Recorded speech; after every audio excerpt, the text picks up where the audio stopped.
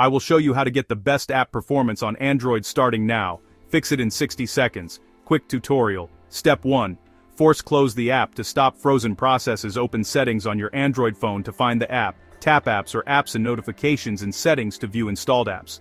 Select the problematic app from the list of apps. Tap force stop to immediately close the app. Step 2. Clear the app cache to free space. Tap storage on that app page to manage cache. Tap clear cache to remove temporary files. Now restart the app and check performance. Step 3. Update the app to the latest version. Open the Google Play Store app on your phone, search the app in Play Store, search bar. If update appears, tap update to install it.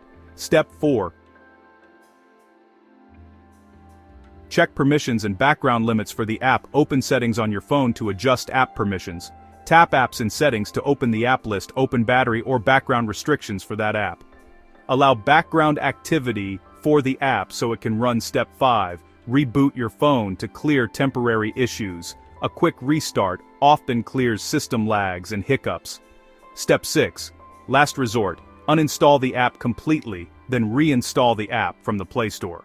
This resets corrupt data and fixes deep issues. If problems persist, check for Android system updates or contact the app's support team for help. Like this quick fix?